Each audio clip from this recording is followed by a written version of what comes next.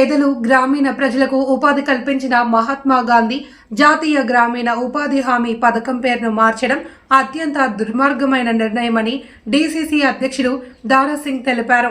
ఆదివారం వికారాబాద్ జిల్లా కేంద్రంలో కాంగ్రెస్ నాయకులు ర్యాలీ నిర్వహించి గాంధీ విగ్రహానికి నివాళి అర్పించి వినతిపత్రం అందజేశారు. ఈ సందర్భంగా ఆయన మాట్లాడుతూ ఈ పథకానికి మహాత్మా గాంధీ పేరు తొలగించడం గాంధీ ఆశయాలకు అవమానమని, ఇది కేంద్రంలోని బీజేపీ ప్రభుత్వం చేస్తున్న రాజకీయ కక్ష సాధింపు చర్యకు నిదర్శనమని అన్నారు. కాంగ్రెస్ పార్టీ అధికారంలోకి వచ్చినప్పుడు తీసుకువచ్చిన ఈ పథకం కోట్లాది పేద కుటుంబాలకు జీవనాధారంగా మారిందన్నారు. అలాంటి పథకంపై మోడీ ప్రభుత్వం కుట్రపూరితంగా వ్యవహరిస్తోందన్నారు. గాంధీ పేరు ప్రజల హృదయాల్లో నిలిచిపోయిందని, దాన్ని తొలగించలేరని అన్నారు. ఈ నిర్ణయాన్ని వెంటనే ఉపసంహరించుకోవాలి అని కేంద్ర ప్రభుత్వాన్ని డిమాండ్ చేస్తున్నామన్నారు. లేని పక్షంలో కాంగ్రెస్ పార్టీ ఆధ్వర్యంలో రాష్ట్ర వ్యాప్తంగా పెద్ద ఎత్తున ఉద్యమాలు చేపడతామని ఆయన హెచ్చరించారు. ఈ కార్యక్రమంలో మార్కెట్ కమిటీ చైర్మన్లు మహేందర్ రెడ్డి, శ్రీనివాస్, ముదిరాజ్, నాయకులు సత్యనారాయణ, కోల్కొంద సంతోష్, చిగుళ్లపల్లి రమేష్, మహిపాల్ రెడ్డి, రాజశేఖర్ రెడ్డి, వెంకట్ రెడ్డి తదితరులు పాల్గొన్నారు. ఆయన జీవితాంతా ఏ సనాతన ధర్మాన్ని అయితే పాటించాడో, ఏ రాముడిని అయితే ఆదర్శంగా తీసుకున్నాడో ఆయన స్థానంలో ఆయనను పెట్టడం ఈరోజు గాంధీకే కాదు, ఆ రాముడికి కూడా ఒక అవమానకరమైనటువంటి అంశం అని చెప్పేసి బీజేపీకి అవసరం ఉంది. ఈరోజు దేవుళ్ళ పేరు మీద రాజకీయాలు చేయడం తప్పు, ఈరోజు దేవుళ్ళ పేరు మీద ఓట్లు నడుపుకోవడం తప్పు అని భారత రాజ్యాంగం కసిగా ముక్తకంఠంతో చెప్పినా కూడా, ఏ ఎలక్షన్ వచ్చినా కూడా ఏదో ఒక దేవుడిని తెచ్చి ఈరోజు మనసులో ఉన్నటువంటి భావోద్రేకాలని రెచ్చగొట్టి దాన్ని ఓట్ల రూపంలో మలుచుకొని అధికారాన్ని గద్దెనెచ్చేటటువంటి పరిస్థితిలో మంచి పద్ధతి కాదు. ఇది ఆరోగ్యకరమైనటువంటి వాతావరణం ఈ దేశానికి కాదు అనేటటువంటి విషయాన్ని గుర్తుంచుకోవాలి. రాష్ట్రాల వాటా మహాత్మా గాంధీ జాతీయ ఉపాధి హామీ పథకాన్ని పేరునే కాదు, ఆ పథకాన్ని నిర్వీర్యం చేయాలని ఈరోజు పార్లమెంట్లో బిల్లు తీసుకురావడం జరిగింది. మనందరికీ తెలుసు, 1948లో గాంధీని గాడ్సే చంపిండు. 2025లో నరేంద్ర మోడీ గాంధీ పేరుని చంపాలనుకుంటున్నాడు. మనందరికీ తెలుసు, కొత్త పేరు వచ్చేసి జాతీయ ఉపాధి హామీ పథకం మహాత్మా గాంధీ జాతీయ ఉపాధి హామీ పథకం పేరు తీసేసి విబీజీ రామ్జీ అని పేరు తీసుకొచ్చిండు. మీరు ఇక్కడనే అబ్జర్వ్ చేయాలి. ఏంటి అంటే ఆర్ఎస్ఎస్ భావజాలు దేశం మొత్తం రుద్దాలి అని చెప్పేసి నేతూరామ్ గాడ్సే అంటే నేతూరామ్ ఏదైతే గాంధీని చంపిన గాడ్సే పేరుని తీసుకొచ్చి ఈ పథకాన్ని మార్చి విబీజీ రామ్జీ పేరును తీసుకురావాలి, ఆర్ఎస్ఎస్ ప్రభజాన్ని దేశం మొత్తం రుద్దాలని పేరు మారుస్తుండు. ఇంకొకటి, ఎప్పుడైతే 2005లో యూపీఏ చైర్పర్సన్ సోనియా గాంధీ మొన్న పార్లమెంట్ లోపల ఆ చట్టాన్ని రద్దు చేసుకుంటూ ఉపాధి హామీ స్కీమ్ను కుదించింది. దీన్ని బాగా గమనించాలి. రాష్ట్ర ప్రభుత్వాలు 40% ఇవ్వాలి, కేంద్ర ప్రభుత్వం 60% ఇవ్వాలని ఒక స్కీమ్ తీసుకురావడం జరిగింది నరేంద్ర మోడీ. నేను దాన్ని తీవ్రంగా ఖండిస్తున్నా. కేంద్ర ప్రభుత్వం 40 లక్షల కోట్ల బడ్జెట్ ఉంటుంది, మాట్లాడుకుంటే కేంద్ర ప్రభుత్వం 40 లక్షల కోట్ల బడ్జెట్ ఉంటుంది సంవత్సరానికి. 40 లక్షల కోట్ల బడ్జెట్ లోపల 70,000 కోట్లు పెద్ద లెక్క కాదనే విషయాన్ని మీరు గమనించాలని నేను మనం చేస్తున్నా. 70,000 కోట్లల్లో 90% కేంద్ర ప్రభుత్వం ఇస్తుంది, 10% మాత్రం రాష్ట్ర ప్రభుత్వాలు ఇస్తాయి. ఇప్పుడు భారతదేశం ఉన్నటువంటి 29 రాష్ట్రాలు బీజేపీ పాలిత రాష్ట్రాలను కలుపుకొని అన్ని రాష్ట్ర ప్రభుత్వాలు అప్పుల ఊబిలో కూరుకుపోయినాయి.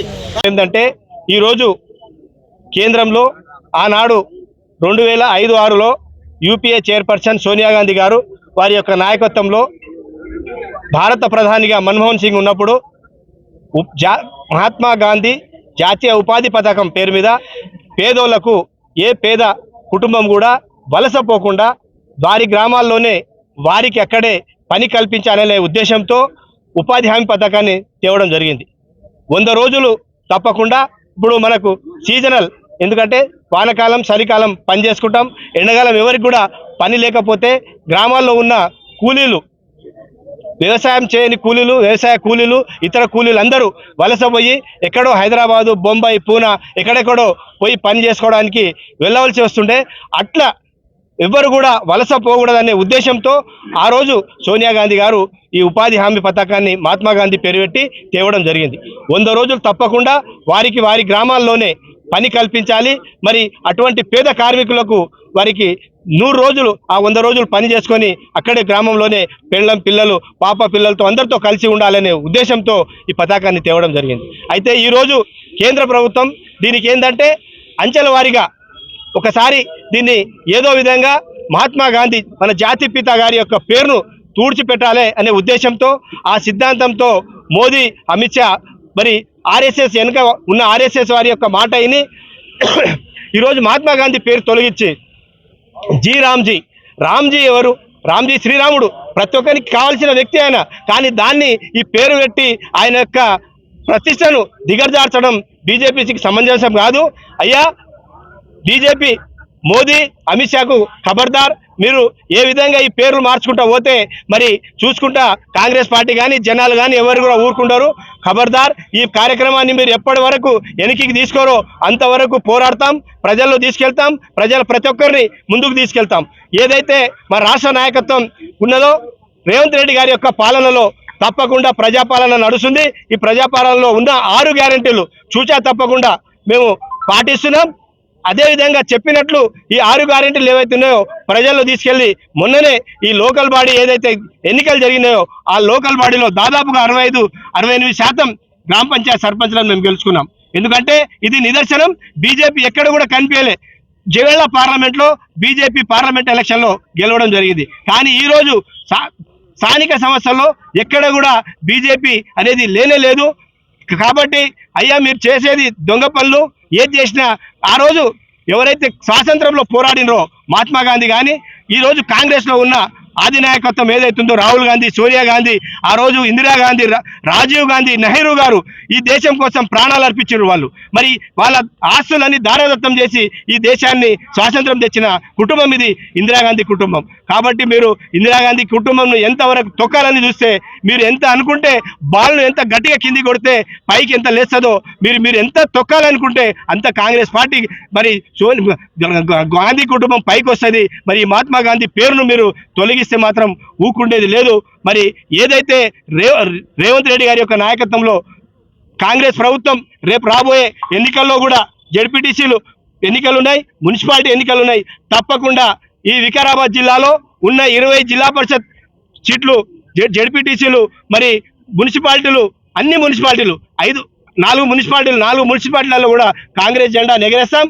మా కాంగ్రెస్ కార్యకర్తలు ప్రతి ఒక్కరు కూడా నడుము బిగించి ముందుండి ప్రతి ప్రజలకు ప్రతి కార్యకర్త సేవ చేయడానికి సిద్ధంగా ఉన్నారు. మరి రేవంత్ రెడ్డి యొక్క నాయకత్వంలో మరి మేము రాబోయే ఎన్నికల్లో రాహుల్ గాంధీ యొక్క నాయకత్వాన్ని బలపరుస్తాం. 2029లో రాహుల్ గాంధీని ప్రధానిగా చేయడమే మా యొక్క కార్యకర్తల యొక్క సిద్ధాంతం చెప్పుకుంటూ జై హింద్, జై కాంగ్రెస్.